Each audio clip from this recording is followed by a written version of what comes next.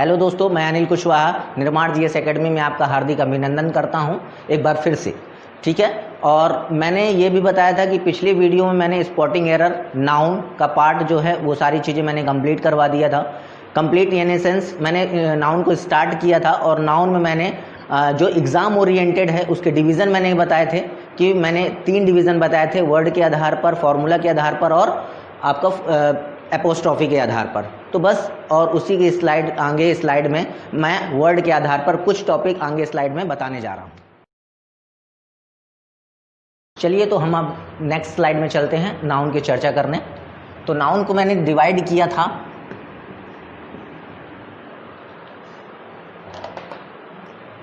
3 भागों में, जो कि आपका वर्ड के आधार पर था, दूसरा फॉर्मूला के आधार पर था,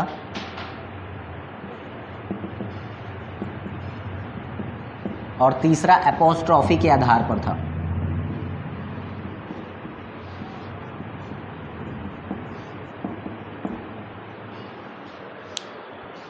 मार्कर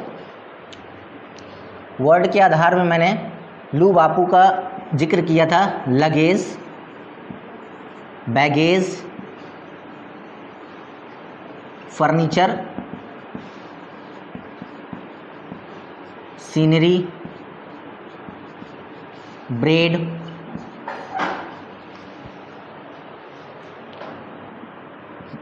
ब्रिक्स, ब्रिक, स्टोन। ये ऐसे वर्ड हैं, ये सिर्फ वर्ड के आधार पर चल रहे हैं। वर्ड के आधार पर वर्ड जो है, ऐसे वर्ड जो ग्रामर में जो फिट नहीं बैठते हैं उसको नाउन में डाल देता है। सीधी सी बात है, जो ग्रामर में फिट नहीं बैठा उसे नाउन में डाल दिया, और नाउन में डालने के बाद उसको वर्ड के आधार पर कर दिया, क्योंकि ये ऐसे वर्ड हैं जो अनकाउंटेबल नाउन है, इसका प्लूरल नहीं बनाया जा सकता है। ठीक है, तो इसे हम कैसे करेंगे? Luggage, baggage, furniture, scenery, bread, brick, stone, इसकी चर्चा हम पहले वीडियो में कर चुके हैं। अब थोड़ा सा इसका रिवीजन पार्ट है, तो उसको मैं रिवीजन करवा के फिर आगे बढ़ते हैं। और भी चीज़ें मैंने बताई थी, luggage, baggage, furniture, scenery, bread, brick, stone, and आपको इक्विपमेंट भी बताया था, इंफॉर्मेशन,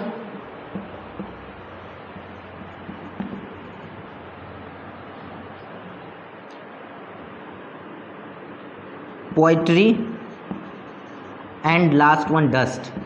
ये सारी चीज़ें मैंने बताई थी, और ये भी बताया था कि ये सारे में वर्ब, इसमें एस या ईएस नहीं लगता है। ये इसका साइन मैंने बताया है, इसका मतलब ये एस या ईएस इनके साथ नहीं लगता है। अगर हम कहें कि ए पीस ऑफ इंफॉर्मेशंस, तो ये बिल्कुल गलत है। हम एक ही जानकारी दे रहे हैं, पीसेस एक जानकारी, तो उसके लिए एस या ईएस इनके साथ नहीं लगता है। तो वो आपको एरर पार्ट में पढ़ाया जाएगा जब मैं क्वेश्चंस लेके आऊँगा। तो इनको मैंने बताया था कि अगर सिंगुलर बनाना होता है तो इनके साथ a piece of, a slice of, और ब्रेड के साथ मैंने बताया था। ब्रेड के साथ भी मैंने कुछ चर्चा की थी ब्रेड के लिए, और ब्रेड के लिए मैंने बताया था कि जब कोई ब्रेड, अगर पाव बोलते हैं उसे, है ना। और ये भी बताया था कि 1993 के पहले जब तक मशीन नहीं थी तो उसे पाव से कचरा जाता था या फिर उसे गूंथा जाता था पैर से ही, इसीलिए उसे पाव बोला जाता था। लेकिन 1993 के बाद में जब मंत्री जी आए, बोले कि इसे पाँव से मत रूंधा जाए, इसके लिए हम मशीन अवेलेबल करवा रहे हैं, तो उसी समय से मशीन से अब ये ब्रेड का निर्माण हो चुका है। अब ये ब्रेड उसी से बनती है। अब इसे क्या बोलते हैं? इस ऐसी ब्रेड को हम लोफ बोलते हैं। क्या बोलते हैं? लोफ बोलते हैं। और इसी को अगर हमें ऐसा करना होता है कि a loaf of bread, a loaf of bread, ये पीसेस, ये ए लग गया, इसका मतलब ये सिंगुलर का रूप दे दिया, है ना। ये सिंगुलर का, अगर इसको प्लूरल में करना है तो लोव्स ऑफ ब्रेड। अगर हमको इसको सिंगुलर प्लूरल में गिनना है तो, वैसे अनकाउंटेबल में खासकर तो उसमें जो भी लिक्विड चीज़ें होती हैं उसमें बनता ही नहीं है प्लूरल, लेकिन फिर भी अगर उसमें बनाना होता है तो मैंने पहले ही बताया है, जैसे मिल्क है तो 1 लीटर्स मिल्क करेंगे, 1 लीटर मिल्क्स नहीं करते हैं, ठीक है ना। तो जितनी भी लिक्विड चीज़ें हैं वो सारी चीज़ें अनकाउंटेबल पे ही गिनी जाती हैं। तो चलें इसके आगे मैंने ये भी बताया था, कुछ क्वेश्चंस भी दिया था, this wall is made of brick या ब्रिक्स। तो मैंने आपको बताया था कि ब्रिक्स होता ही नहीं है, इसमें एस या ईएस लगता ही नहीं है। तो जैसा कि this wall is made of brick कहते हैं, ठीक है ना। चलिए इसी तरह थोड़ा सा एक चर्चा और कर लेते हैं इसके लिए। स्लाइस, ब्रेड में हम स्लाइस भी लगाते हैं, तो स्लाइस का मतलब क्या होता है? स्लाइस का मतलब क्या होता है? जो आसानी से कट जाए, जो आसानी से कट जाए उसी है हम स्लाइस बोलते हैं, ठीक है ना। तो स्लाइस जो है जो आसानी से कट जाए उसे ही हम क्या कहेंगे? आसानी से कट जाए उसे ही हम स्लाइस कहते हैं। तो अ स्लाइस ऑफ ब्रेड भी कह सकते हैं, a slices of. A slice of का मतलब सिंगुलर में बन गया और स्लाइसेस ऑफ प्लूरल में बन गया। समझ में आया इतनी बातें? तो ये सारी चीज़ें मैंने पहले वीडियो में ही इसको बताया था, और भी कुछ चीज़ें मैंने बताई थी जो कि आपको उसमें वीडियो में आपको मिल जाएगा। और यहाँ पर थोड़ा सा रिवीजन पार्ट था तो मैंने उसको रिवीजन के तौर पे ले लिया एक बार फिर से बताने के लिए। और लगेज और बैगेज में भी मैंने अंतर बताया था कि लगेज और बैगेज में क्या अंतर है। लगेज में क्या अंतर है? जो ढेर सारा सामान पड़ा होता है उसमें वो सारी चीज़ें लगेज होती है। और मैंने ये भी बताया था कि जो लड़का लोग पीठ में बैग रख लेते हैं और उसमें पिट्ठू बैग, जहाँ मैंने बोला पिट्ठू बैग को इस्तेमाल कर सकते हैं, और लड़की लोग अपने किनारे दबा कर या फिर टांग कर उसे हम क्या कहते हैं? उसके ही हम बैगेज कहते हैं। मतलब सारे बैगों में से कोई एक बैग उठा लेना जो पर्सनली जिसमें आपका थिंग्स वगैरह रखी रहती हैं उसे ही हम बैगेज कहते हैं, ठीक है ना। तो आगे चलते हैं। अच्छा, एक और चीज़ है, सीनरी और पोइट्री में क्या डिफरेंस है? सीनरी और पोइट्री में क्या डिफरेंस है?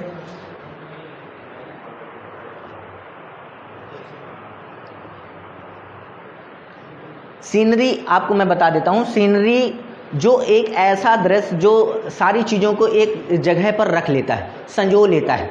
जैसे कहीं पर अगर दुख भरा वाला अगर वो चीज़ें हो सकती हैं तो दुखी वाली सारी चीज़ें उसमें एकत्रित हो जाएगा। जैसे एक बूढ़ी माँ का अगर ले लिया जाए तो एक तस्वीर बनी है जिसमें भीख मांग रहे हैं, माँ भीख मांग रही हैं और पीछे तस्वीर बनी होती है और माँ की तस्वीर बनी रहती है। तो इसमें एक थोड़ा सा ऐसा दृश्य दिखता है कि ये वाकई में कुछ हमें गरीबी दिख रही है।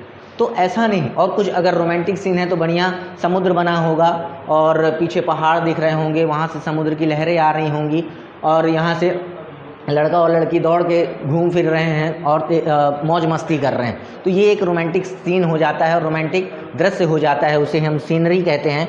पोइट्री जो अपने वाक्यों को, अपने शब्दों को विचारों में प्रकट कर देता है किताबों में, उसे ही हम पोइट्री कहते हैं, जिसका हम कविता या कवि कहते हैं, है ना।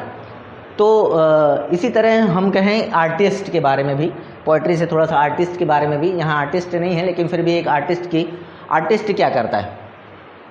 आर्टिस्ट जो सीधी सी बात है, आर्टिस्ट अपने सोच को अपनी सोच को कागज़ पर उतार देता है, उसे ही हम आर्टिस्ट कहते हैं, है ना। तो ये सारी चीज़ें थी कुछ वर्ड के आधार पर। अभी वर्ड के आधार पर और भी आगे चीज़ें चलेंगी, चलिए हम इसको आगे देखते हैं। तो ऐसी चीज़ें हैं, ये सारी वर्ड हैं जो कि अनकाउंटेबल नाउन के साथ भी यूज़ होती हैं, अनकाउंटेबल ही हैं कुछ चीज़ें। और अभी देखिएगा कुछ ऐसे वर्ड भी आएंगे, मैं लिखे दे रहा हूँ उसको, मैं वर्ड के आधार पर पढ़ा रहा हूँ तो इनको अभी रब कर देता हूँ।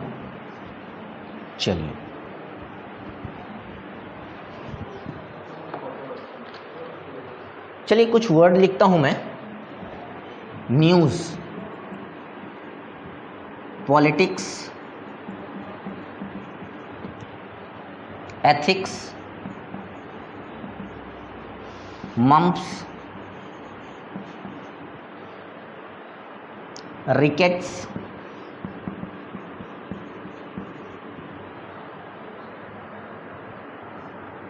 Physics, mathematics.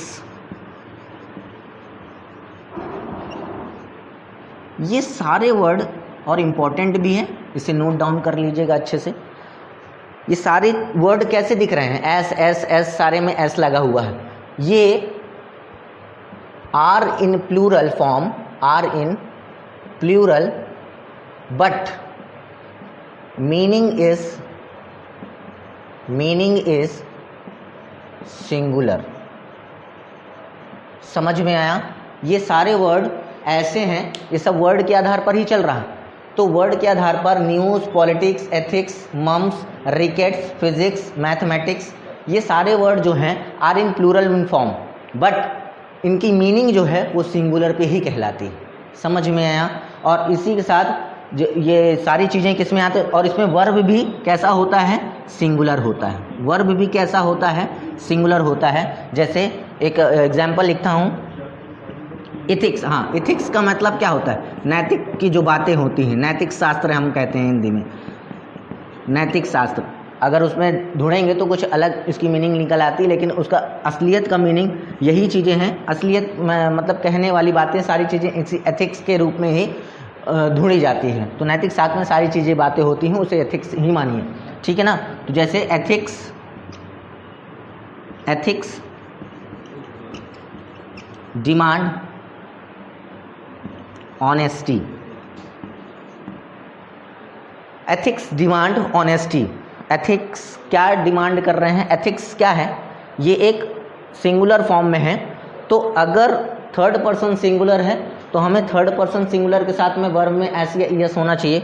तो यहाँ पर आपकी गलती निकल रही है, तो यहाँ पर क्या हो जाएगा, तो एथिक्स डिमांड ऑनेस्टी, ठीक है ना। तो ये करेक्ट फॉर्म है, करेक्ट सेंटेंस है। ये एग्जाम्पल के तौर पर था। एक और लिख लीजिए, politics is a dirty game. हम कह सकते हैं politics is a dirty game. तो पॉलिटिक्स आपका ये दिखने में प्लूरल है, बट इसकी मीनिंग कैसी है, सिंगुलर है। और सिंगुलर के साथ में वर्ब भी आपका कैसा हुआ, सिंगुलर। ये चीज़ें, हालांकि ये जो वर्ब की बात है, वर्ब सिंगुलर और प्लूरल, ये सारी चीज़ें मैं सब्जेक्ट वर्ब एग्रीमेंट में भी और अच्छे से चर्चा करूँगा, लेकिन अभी आप थोड़ा सा यहाँ जानकारी बस ले लीजिए। लेकिन जो भी अगर डाउट होता है उसमें आप पूछ सकते हैं, और कमेंट बॉक्स में अगर जो डाउट है यहाँ तक, तो आप बिल्कुल उसमें मुझसे कमेंट में पूछ सकते हैं। और दूसरी बात, ये जो वर्ब की वर्ब सिंगुलर है, तो वर्ब की चर्चा हम सब्जेक्ट वर्ब एग्रीमेंट जब उसमें मैं चर्चा करूँगा तो उसमें और भी अच्छे से चीज़ें समझ में आएगी, ठीक है ना। तो परेशान होने की बात नहीं है, जितना मैं पढ़ा रहा हूँ उसमें आप बेफिक्र होकर पढ़िए, और जहाँ पर डाउट होता है मुझसे आप तुरंत पूछिए, ठीक है ना। चलिए, तो ऐसे कुछ वर्ड हैं जो कि are in plural form, but meaning जो है इनकी सिंगुलर में रहती है। चलिए दूसरा देखते हैं, फिर आगे चलते हैं। कुछ वर्ड मैं लिख रहा हूँ, उससे आप बताइएगा कि कौन सा सही है और कौन सा गलत है, ठीक है। चलिए, तो लिखता हूँ, where are my trousers, where are my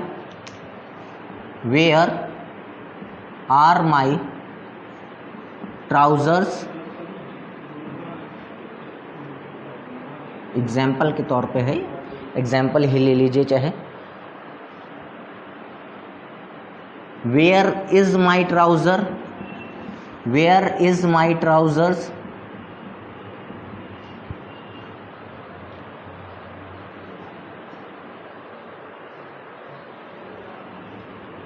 and where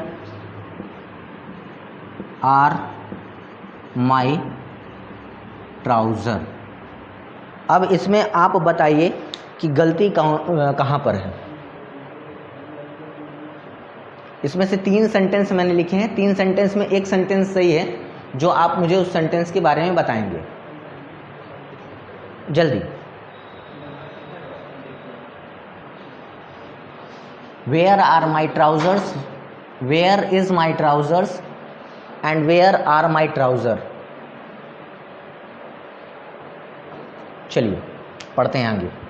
देखिए यहाँ पर वेयर आर माई ट्राउजर्स, तो ट्राउजर के साथ में भी वर्ब आपका कैसा है, ये ट्राउजर्स दिखता है, लेकिन ऐसा सिचुएशन में, इस सिचुएशन में वर्ड ही ये ऐसा वर्ड है जो आपका, और ऑलवेज इनका जो फॉर्म है वो हमेशा प्लूरल होता है। कुछ ऐसे वर्ड भी होते हैं भले एस लगा है, ये प्लूरल फॉर्म में ही होते हैं। ये ट्राउज़र्स आपने देखा होगा, ट्राउज़र्स आपके दो पैंट में दो ट्राउज़र्स समझ रहे होंगे, तो लेग्स उसमें वो करते हैं, तो अपना ट्राउज़र्स ऑलरेडी एक ऐसा वर्ड है जिसके साथ आपका प्लूरल फॉर्म ही लगता है। उसके साथ में ये they are only in plural form, और इसके साथ वर्ब भी आपकी कैसी लगती है, प्लूरल लगते हैं। तो ठीक है, इसे समझिए, कुछ ऐसी चीज़ें हैं। तो यहाँ पर ये सेंटेंस बिल्कुल सही है, यहाँ पर इज़ लगा है, ट्राउज़र्स है, तो ट्राउज़र तो सही है लेकिन यहाँ पर इज़ गलत है, मतलब ये सेंटेंस गलत हो गया। यहाँ पर आर लगा है लेकिन ट्राउज़र के साथ में एस नहीं लगा, मतलब ये भी गलत है। तो सेंटेंस आपका कौन सा सही है, यही सही है। तो इसमें कुछ और भी है, तो देखिए इसमें कुछ वर्ड लिख देता हूँ मैं ताकि और आसानी से समझ में आएगा, ठीक है ना। सॉरी, उसमें मैंने शायद स्क्रीनशॉट या लिखने के लिए नहीं बोला था, फिर भी आप एक बार वीडियो देख लीजिएगा तो उसमें समझ में आ जाएगा, आप उसे नोट डाउन कर सकते हैं, ठीक है ना। चलिए देखते हैं, तो कुछ वर्ड लिखता हूँ, सीजर्स, ट्राउज़र्स, सनग्लासेस,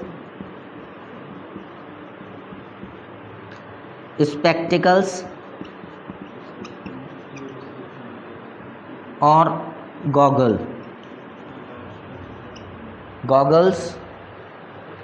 आर्म्स,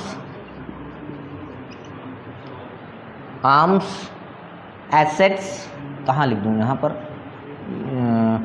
यहीं पर लिख देता हूँ, assets, scissors, trousers, sunglasses, spectacles, goggles, arms, assets and gadgets. तो ये सारे वर्ड्स जो हैं वो सारे क्या हैं, जितने भी ये वर्ड मैंने लिखे हैं ये सारे वर्ड्स प्लूरल फॉर्म में हैं, प्लूरल फॉर्म में हमेशा होते हैं, प्लूरल फॉर्म में हमेशा होते हैं और इनमें हमेशा वर्ब भी प्लूरल लगती है, ठीक है। चलिए अभी मैं एक क्वेश्चन मैंने पहले ही बताया है कि ये ऑलरेडी सारे, इसीलिए मैंने एक ट्राउज़र्स का एग्जाम्पल यहाँ पर पहले ही बताया, क्योंकि ये ऐसे वर्ड हैं जो प्लूरल फॉर्म में रहते हैं और वर्ब भी इनके साथ क्या लगती है, प्लूरल फॉर्म में लगती है। समझ में आया? तो इसको आप स्क्रीनशॉट ले सकते हैं या फिर नोट डाउन कर सकते हैं। चलिए थोड़ा सा मैं इसके बारे में चर्चा कर लेता हूँ। सीजर्स तो पता ही है, कैंची है, ट्राउज़र्स पता है, सन ग्लासेस जो आप धूप में चश्मा लगाते हैं उसे सन ग्लासेस कहते हैं, ठीक है ना। स्पेक्टिकल्स जो आपके नज़र कमज़ोर होती है, पास का दूर का, उसे हम स्पेक्टिकल्स बोलते हैं। और गॉगल्स उसे बोलते हैं जो अपन स्विमिंग के समय पे या फिर पोज मारने के लिए हम उसे यूज़ करते हैं, that is called the goggles, ठीक है ना। आर्म्स का मतलब भीख होता है, भीख, एंड एसेट्स का मतलब होता है संपत्ति, और गैजेट्स का मतलब होता है जितनी भी इलेक्ट्रॉनिक डिवाइसेस होती हैं, that's are call electronic devices, that's are call gadgets, ठीक है। तो ये सारी चीज़ें थोड़ा सा जानकारी देना था। तो सन ग्लासेस, स्पेक्टिकल्स और गॉगल्स में अंतर पता चला ना। तो सन ग्लासेस जो धूप में चश्मा लगते हैं, वो धूप में जो चश्मा लगाते हैं उसे सन ग्लासेस कहते हैं, उस नाम से ही पता चल रहा है। स्पेक्टिकल्स जो कि हम नज़र के उसमें लगाते हैं, ये नज़र कमज़ोर है, पास का दूर का नहीं दिखता है, निकट दृष्टि और दूर दृष्टि के चश्मे अगर हम यूज़ करते हैं तो स्पेक्टिकल्स बोलते हैं, जो कि जैसा कि मैं लगाया हुआ हूँ। गॉगल्स की अगर हम बात करें तो खूब फैशन वाला चश्मा जो लगाते हैं हम, तो फैशन के साथ साथ अगर हम उसे कहें कि कहीं बाइक चला रहे हैं, बाइक राइडर में ये यूज़ होते हैं, तो ये सारी चीज़ें होते हैं, एकदम मस्त फैशन चश्मा अगर हम बोल सकते हैं, दैट इज़ कॉल्ड गॉगल्स। तो आर्म्स का मतलब भीख मैंने बताया, एसेट्स गैजेट्स, एसेट्स का संपत्ति और गैजेट्स का इलेक्ट्रॉनिक डिवाइस। चलिए इसी से एक दो क्वेश्चंस देता हूँ तो और भी ज़्यादा समझ में आएंगे, है ना। चलिए ये सारे वर्ड के आधार पर ही चल रहे हैं, अभी कोई भी उसमें नहीं चल रहा है कि आगे फार्मूला पार्ट पे चल गए, तो ये सारे वर्ड के आधार पर ही हैं। चलिए all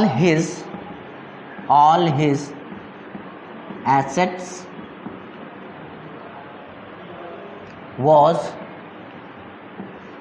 seized, ये पहला क्वेश्चन। दूसरा क्वेश्चन, arms were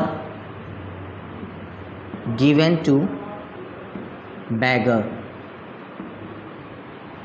ठीक है, चलिए बताइए ज़रा इसमें गलतियां कहाँ पर है। एसेट्स, वर्ड आया एसेट्स, और इस all his assets was seized. अब यहाँ मैंने बताया है ये सारे वर्ड्स किस में दिखते हैं, आपका प्लूरल फॉर्म में। इसके साथ वर्ब भी कैसा होगा, प्लूरल होगा, तो यहाँ पर आपका वर आएगा ना कि वॉज। तो यहाँ पर ऑल हिज एसेट्स वर सीज्ड, ये सेंटेंस करेक्ट हो गया। आर्म्स आपका प्लूरल है और प्लूरल के साथ में वर प्लूरल लगा है, गिवन टू बैगर, ये मतलब ये सेंटेंस सही है, यहाँ पर कोई गलती नहीं। समझ में आया? तो ऐसी सिचुएशंस में ऐसे क्वेश्चंस भी आएंगे, और क्वेश्चन तो मैं ढेर सारे लेके आऊँगा, आप उसके लिए निश्चिंत रहिए। क्वेश्चंस तो मैं अगर जैसे भी, अभी सिर्फ मैं आपको कॉन्सेप्ट दे रहा हूँ। कॉन्सेप्ट देने का मतलब ये नहीं है कि मैं आपको वो सारी चीज़ें रटवा दूंगा, क्योंकि क्वेश्चंस आपके उसी बेस्ड पे आते हैं, बस थोड़ा सा भटक जाते हैं अपन। मैंने कहा है हर वीडियो में एक चीज़ कहता हूँ कि आपको मछली के आँख पे निशाना लगाना है, ना कि हमें सारी चीज़ों को गहन अध्ययन से पढ़िए। लेकिन वही मैंने कहा ना कि मेहनत करना सही बात है, लेकिन सही दिशा में मेहनत करना ये सही बात है। बहुत सारी चीज़ें होती हैं, तो ऐसे ही कुछ चीज़ें होती हैं, तो हमें इन्हें बताना होता है। ठीक है ना? तो और भी चीज़ें मैंने क्वेश्चंस जब आएंगे इसको लेके तो और भी मज़ा आएगी, है ना? चलिए आगे देखते हैं। और भी कुछ वर्ड हैं, और भी कुछ वर्ड लिख देता हूँ। अभी फिर से वर्ड के आधार पर ही कुछ क्वेश्चंस फिर आएंगे।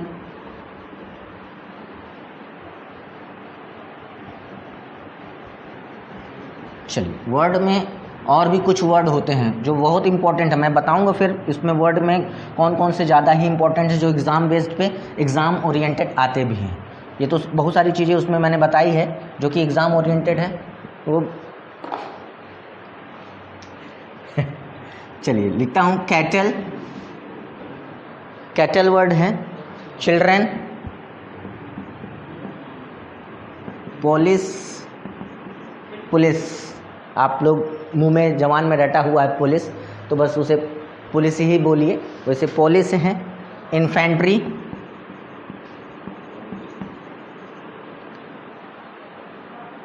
Cavalry, poultry,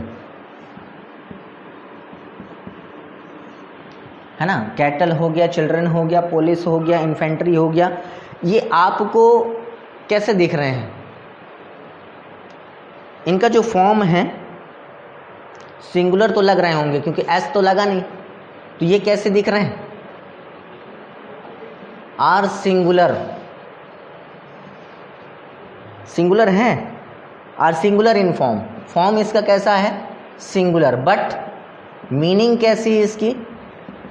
but meaning is plural.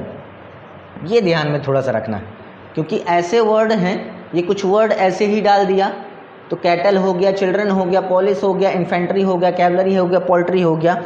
तो इसमें भी हमें तो इसको हम कैसे कह सकते हैं?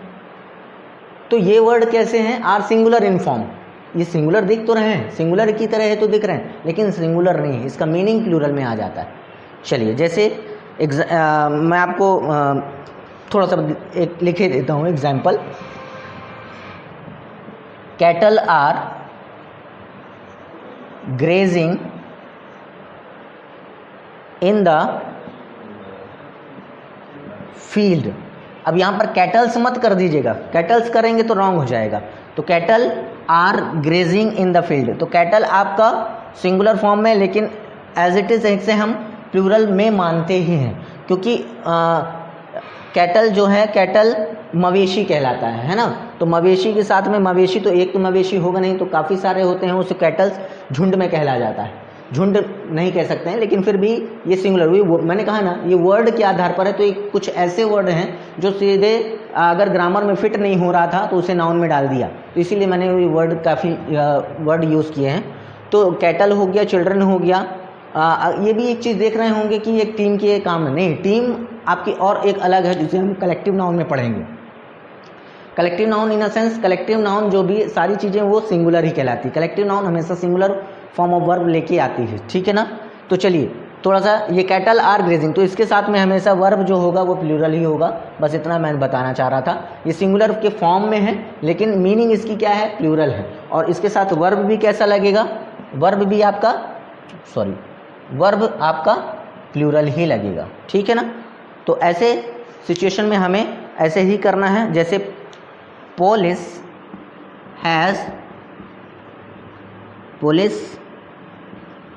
Has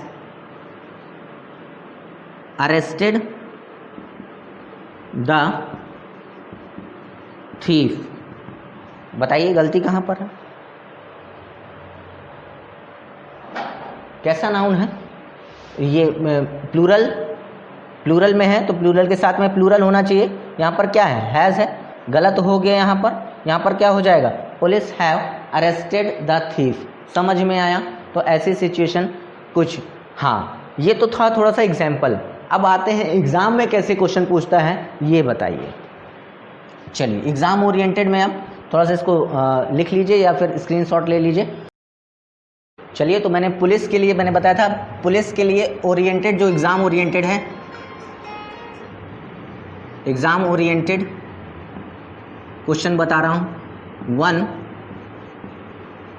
police are at your door and 1 police is at your door. ये 2 क्वेश्चन है, इसमें बताइए कौन सा सही है कौन सा गलत है, जल्दी से।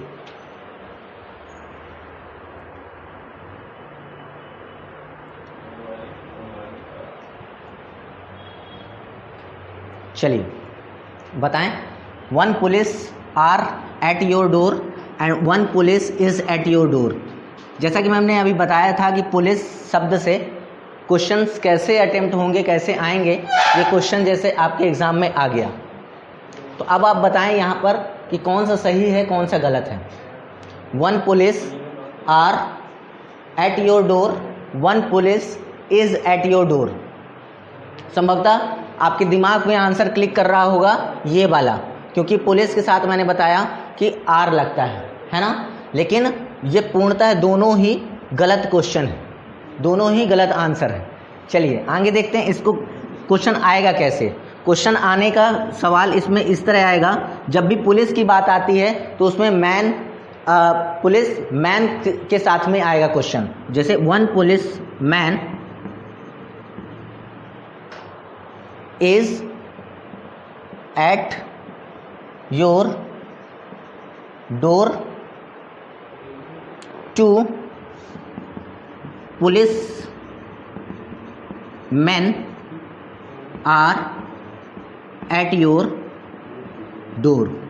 अब पुलिस को लेके यहाँ पर एक, जैसे ही ये 1 और न्यूमेरिकल शब्द लग जाएंगे तो इसमें समझ में आएगा, इसमें समझ में आ रहा होगा मैन, जो मैन है ये सिंगुलर है और उसके सिंगुलर के साथ में सिंगुलर वर्ब यूज़ हो रहा है। इसी तरह मैन का जो प्लूरल वर्ब है, प्लूरल नाउन है जो मैन का मैन होता है, तो ये प्लूरल, तो सब्जेक्ट वर्ब भी आपका कैसा होगा, प्लूरल। तो इसके लिए ये सेंटेंस यहाँ पर ऐसे सही होते हैं, ना कि इस तरह। ये क्वेश्चन गलत हो जाते हैं। जब पुलिस की बात आती है तो इस तरह क्वेश्चंस जरूर आएंगे, ठीक है ना। ये एग्ज़ाम ओरिएंटेड है। चलिए अभी इसके अकॉर्डिंग एक चीज़ और मैं बताता हूँ आपको, फ़िश को लेकर। आपने स्कूल में हमेशा ये चीज़ पढ़ी है कि फ़िश को हम फिशेस पढ़ते हैं, इसका नाउन हमने पढ़ा है और बचपन से पढ़ते आ रहे हैं फ़िश का फिशेस। आपने बिल्कुल सही पढ़ा है, लेकिन उस फिशेस को हम कैसे इस्तेमाल करते हैं, जैसे मैंने लिखा 2 fishes are in the aquarium, ये है वो। दूसरा मैंने लिखा 2 fish are in the pond. बताइए इसमें कौन सा सही है? 2 fishes are in the aquarium, 2 fish are in the pond. ये समझाइए मुझे, इसमें क्या गलती है? ध्यान से देखिएगा, ये बहुत अच्छा और एग्ज़ाम में अगर आ गया तो इस चीज़ों को आपको तुरंत देखना है, आंसर रखना है। चलिए बताइए, 2 fishes are in the aquarium, 2 fish are in the pond. अब आपको लग रहा होगा कि सर ने दोनों चीज़ें में लिख दिया है, यहाँ पर फिशेस भी लिखा है, यहाँ पर फिश ही लिखा है, और वर्ब आपका तो ऑलरेडी वर्ब आपका जो है आर लगा हुआ है, तो यहाँ तो वर्ब आपका प्लूरल ही होगा। तो 2 fishes are in the aquarium, 2 fish are in the pond. तो इस फिश का मतलब क्या है? ये फिशेस और ये फिश का क्या मतलब है? ये सेंटेंस दोनों ही सही हैं। इसका मतलब क्या है? ध्यान दीजिएगा, अगर एक से अधिक, अब देखिएगा 2 fish are in the pond, pond में एक ही प्रजाति की मछलियां हैं तो उसे हम फिश कहते हैं। समझ में आया? जब एक ही प्रजाति की मछलियां हों, जैसे डॉल्फिन है, समझ लीजिए डॉल्फिन की बात कर रहे हैं, रेहू कतला की बात अगर कर रहेंगे तो आप वो यहाँ के लोग रेहू कतला ही जानते हैं, और कहा जाए तो बड़ी बड़ी मछलियों डॉल्फिन, शार्क है, तो समझ ले, थोड़ा सा मैं बड़ा नाम ले रहा हूँ, जैसे डॉल्फिन का मैंने, तो एक ही प्रजाति है, मतलब डॉल्फिन ही वहाँ पर आपके उसमें पॉन्ड में, तालाब में डॉल्फिन मछली है, तो डॉल्फिन एक ही प्रजाति की मछलियां हैं तो वहाँ पर फिश लग गया। और जहाँ पर एक से अधिक प्रजाति हो गई, जैसे डॉल्फिन के साथ साथ शार्क भी आ गया, डॉल्फिन के साथ क्या आ गया? शार्क आ गया, तो वहाँ पर फिशेस लग जाएगा। समझ में आया? फिशेस की आपने गलत नहीं पढ़ा है, फिश का फिशेस, लेकिन थोड़ा सा तरीका यही है। तरीका ये था कि जहाँ पर एक से अधिक प्रजाति हो जाए तो वहाँ पर आपका फिशेस लग जाएगा, जहाँ पर एक ही प्रजाति के मछलियाँ हैं वहाँ पर फिश लग जाएगा। हाँ, ये एक चीज़ और भी ध्यान रखिएगा, ये कॉन्सेप्ट सिर्फ फिश में ही लागू होता है और किसी में लागू नहीं होता है, ध्यान दीजिएगा थोड़ा सा, ठीक है ना। अब थोड़ा सा इसके लिए आ जाइए टीम के लिए। जैसे टीम है, जूरी है और क्राउड है या क्रू कह सकते हैं, क्रू, ठीक है ना। ये कलेक्टिव नाउन है, ये कलेक्टिव नाउन है, ये दोनों में यूज़ होता है, both singular and plural, both singular and plural में यूज़ हो जाता है, बशर्ते हमें इसको सिंगुलर में बनाना पड़ता है। प्लूरल में कैसे बनाएंगे, इसके लिए क्वेश्चंस मैं लेके आऊँगा, ध्यान दीजिएगा। जैसे एक टीम है, ठीक है ना, समझिएगा थोड़ा सा। एक टीम है, team has one the match, कह सकते हैं team has one the match, team ने मैच को जीता। लेकिन टीम में वही, अगर टीम में लड़ाई झगड़ा हो जाए तो टीम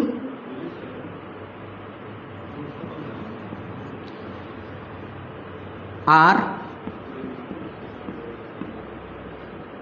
फाइटिंग या डिस्प्यूटेड कर सकते हैं, जो भी आपको ऐसा हो।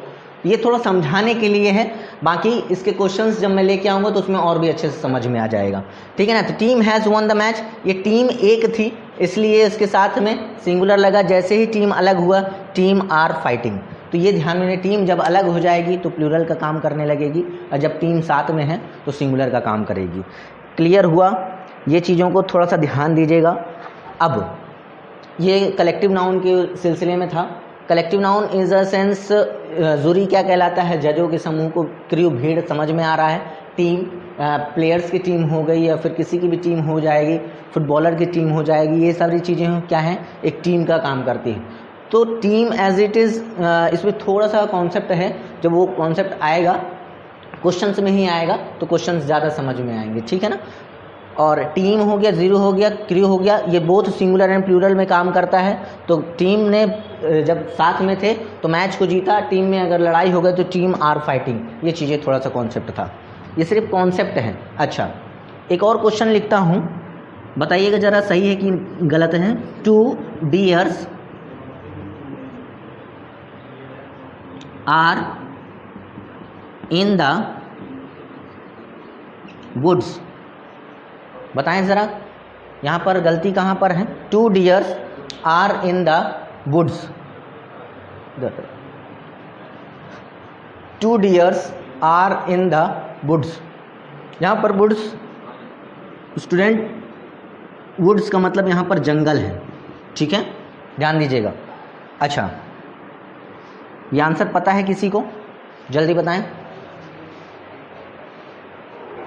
नहीं समझ में आ रहा है? यहाँ पर डियर्स जो है वो डियर्स नहीं होता है, डियर ही होता है। सिर्फ डियर का प्लूरल डियर ही होता है, ऐसे शिप का प्लूरल शिप ही होता है, ठीक है ना। शीप, शिप और शीप में बहुत अंतर है, शिप और शीप, ठीक है ना। तो इसका शिप्स नहीं होता है, ठीक है ना, ये ध्यान रखिएगा थोड़ा सा। इस शिप्स का शिप्स हो जाता है लेकिन शीप का शिप्स नहीं होता है, ठीक है। तो ये थोड़ा सा जानकारी और थी। चलिए अब अपन को आगे चलना है फॉर्मूला पार्ट पे।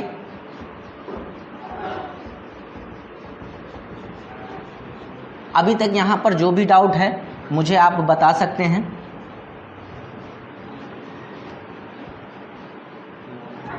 चलिए अब आते हैं फॉर्मूला पार्ट पे, जो आपका सेकंड डिवीज़न मैंने बताया था, 3 डिवीज़न बताए थे, जिसमें आपका सेकंड पार्ट था फॉर्मूला पार्ट। फॉर्मूला पार्ट में सिर्फ फॉर्मूले के आधार पर ही करेंगे, जैसे noun plus preposition plus noun. अगर कहीं होगा, अगर पहला नाउन इज इक्वल टू दूसरा नाउन है तो ये सही है। अगर पहला नाउन सिंगुलर है और दूसरा नाउन प्लूरल है तो ऐसा ये गलत हो जाएगा। ध्यान दीजिएगा थोड़ा सा। जैसे क्वेश्चन में मैं लिखता हूँ डेज, इसमें बताइएगा कौन सा सही है। Days of days by days,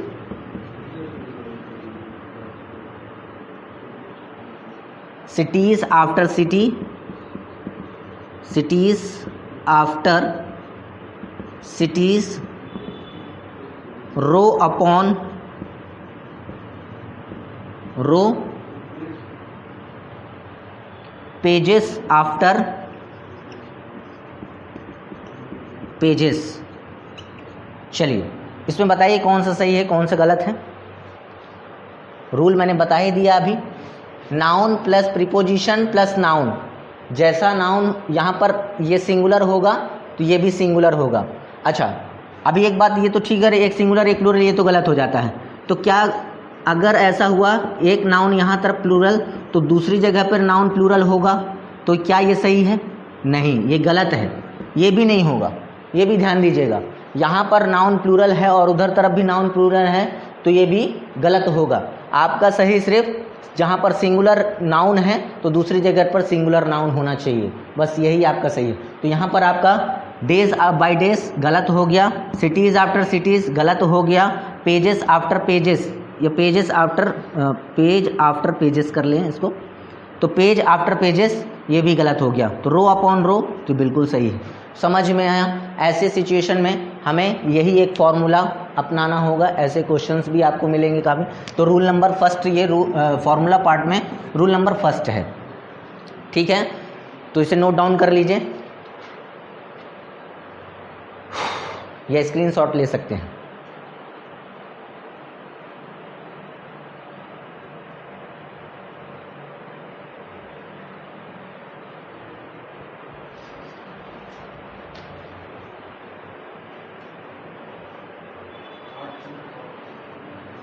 चलिए दूसरे रूल पे चलते हैं।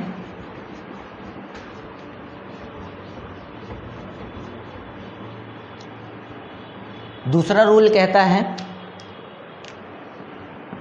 वन ऑफ दी के साथ में नाउन जो होगा वो प्लूरल होगा। नाउन जो होगा वो कैसा होगा? प्लूरल फॉर्म में होगा। ध्यान दीजिएगा थोड़ा सा। जैसे वन ऑफ दी बॉयज़, इसके लिए वर्ब सिंगुलर होगा प्लूरल होगा वो मैं आपको सब्जेक्ट वर्ब एग्रीमेंट पढ़ाऊंगा तो उसमें ज़्यादा अच्छे से समझ में आएगा, ठीक है ना। अभी यहाँ पर ज़्यादा दिमाग नहीं लगाना है, सिर्फ नाउन पार्ट है, इसलिए मैंने यहाँ पर वन ऑफ द के साथ में यहीं पर आपकी गलती दिखाएगा। तो यहाँ पर अभी आपको सिर्फ इतना ही पढ़ना है। वन ऑफ दी बॉयज़ है तो वन ऑफ दी बॉयज़ के साथ में यहाँ पर बॉय कर देगा, तो आपको यहाँ पर इन चीज़ों का ध्यान रखना है। लेकिन इनको सिंगुलर बनाने के लिए भी यहाँ पर कुछ काम होता है कि इसके साथ में ये चीज़ आते हैं, वन ऑफ द के साथ में ये चीज़ें हमेशा नाउन प्लूरल ही लगता है, ये ध्यान में रखिएगा। जैसे कुछ और भी चीज़ें हैं, जैसे each of, either of, neither, neither of, each of the students, ये क्वेश्चन है ईच ऑफ द स्टूडेंट्स, कर लीजिए each of the students, either of the girls, either of the girls, neither of the boys. ये आप देख रहे होंगे कि वन ऑफ द के साथ में बॉयज़, ईच ऑफ द के साथ ये जो जितने भी हैं ये सारे नाउन कैसे होंगे, प्लूरल होंगे, ठीक है ना। इसके साथ में आपन ये चीज़ नहीं करेंगे कि ये नाउन ऐसा होगा जैसे वन ऑफ द, देखिए एग्जाम में एक क्वेश्चन आया हुआ था, one of the hairs, one of the hairs, तो क्या ये सही है? वन ऑफ द हेयर्स, क्या ये सही है? हेयर तो आपका कैसा नाउन है? अनकाउंटेबल है ना, लेकिन स्टार काउंटेबल नाउन पे आ जाता है, क्योंकि स्टार के आगे हम स्टार से कर सकते हैं, और जिसकी गणना कर लें या फिर उसे हम गिन सकें तो जिसमें एस या ई एस लगें दैट इज़ काउंटेबल। लेकिन हेयर में हेयर्स नहीं कर सकते। मैंने आपको बताया भी था कि टू हेयर्स, जब आपके खाने पे बाल फंस जाता है तो आप यही बोलते हैं मम्मी मेरे खाने में एक बाल फंसा। जैसे ही थोड़ी देर और खाया फिर से एक बाल दो बाल फंस गए तो आप यही बोलेंगे मम्मी मेरे खाने में 2 या 3 बाल फंस गए, ऐसे ही बोलते हैं ना। तो 2 या 3 जैसे ही काउंटेबल में न्यूमेरिकल्स नंबर आ जाते हैं तो उसके बाद में हम हेयर्स करते हैं। समझ में आया? तो यही सारी कॉन्सेप्ट हैं कि कॉन्सेप्ट के आधार पर ही ये फार्मूला बनते हैं। ऐसा नहीं है कि फार्मूला कुछ और रख दिया और कॉन्सेप्ट कुछ और रख दिया। समझ में आया? तो वन ऑफ द हेयर्स, तो इसे सही कैसे करेंगे? तो इसके लिए भी कुछ रूल्स हैं जो कि आप इसे ये रूल लिख लीजिएगा। इस रूल को, यही रूल है वन ऑफ द के साथ में, तो कुछ ऐसे और भी रूल्स फॉलो अप होते हैं, तो इन चीज़ों को भी ध्यान रखिएगा, ठीक है ना। तो वन ऑफ द के साथ, इन सारे के साथ में आपका क्या लगेगा? दी के साथ में नाउन कैसा होगा? वो प्लूरल होगा, ये ध्यान में रखिएगा। नाउन कैसा होगा? वो प्लूरल होगा, ठीक है। इसे स्क्रीनशॉट ले लीजिए या फिर इसे लिख लीजिए।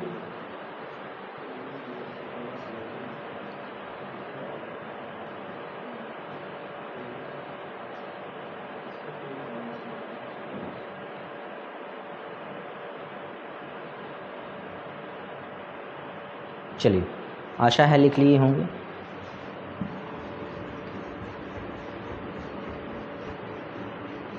चलिए, तो इसे आपको सिंगुलर बनाना होगा, तो फिर ऐसे कैसे करेंगे फिर इसको साथ?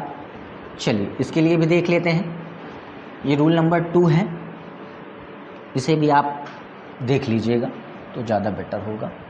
चलिए, मैं लिखता हूँ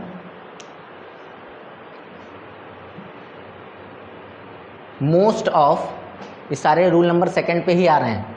मोस्ट ऑफ दी, थोड़ा सा ध्यान दीजिएगा, इसमें 2 चीज़ें आ जाती हैं इसमें। मोस्ट ऑफ दी के साथ में अगर नाउन काउंटेबल है, अगर नाउन काउंटेबल है तो वो आपका प्लूरल होगा। अगर नाउन आपका अनकाउंटेबल है तो वो सिंगुलर होगा। बात समझ में आई? अभी तक हेयर्स की बात आ रही थी, तो हेयर्स कैसा था? हेयर्स कैसा था? अनकाउंटेबल नाउन था, तो उसे हम कैसे यूज़ करेंगे? मोस्ट ऑफ दी, नाउन कैसा है? काउंटेबल, जो कि प्लूरल होगा। मोस्ट ऑफ द के साथ में अगर अनकाउंटेबल नाउन होगा तो उसके साथ में सिंगुलर होगा। जैसे फॉर एग्जाम्पल के तौर पर मोस्ट ऑफ दी हेयर, अब यहाँ समझ में आया, ये काउंटेबल अनकाउंटेबल है तो कैसा हुआ, हेयर। अब most of the countable noun है तो यहाँ पर प्लूरल होगा, ये हुआ इस तरह। क्लियर हुआ, ये क्वेश्चन इस तरह थोड़ा सा होगा। तो मोस्ट ऑफ द हेयर हो जाएगा, मोस्ट ऑफ द बॉयज़ हो जाएगा। अनकाउंटेबल तो सिंगुलर, और मोस्ट ऑफ द बॉयज़ होगा तो अनकाउंटेबल नाउन है तो ये प्लूरल हो जाएगा नाउन। ये नाउन की बात हो रही है, नाउन काउंटेबल होगा प्लूरल में, ठीक है ना, ये चीज़ें। इसी तरह और एक भी इसी में देख लीजिएगा, ऑल ऑफ द के साथ भी सेम प्रोसेस होती है। ऑल ऑफ दी है तो इसके साथ में नाउन काउंटेबल तो प्लूरल होगा नाउन, और नाउन अगर अनकाउंटेबल है, नाउन अनकाउंटेबल है तो वो कैसा होगा, सिंगुलर। ये दूसरे नंबर के फॉर्मूले में ये भी यूज़ हो जाता है, ठीक है ना। चलिए, ऑल ऑफ द बॉयज़, इसमें भी एग्जाम्पल सेम है। ऑल ऑफ द बॉयज़ कर दीजिए, all of the boys and all of the hair. यहाँ तक सारी चीज़ें समझ में आई।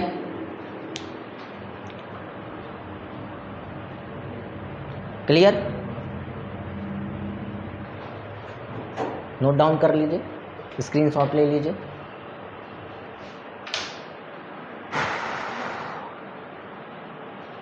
आशा करता हूँ आपको सारी चीज़ें समझ में आई होगी, और आज के लिए इतना ही बस।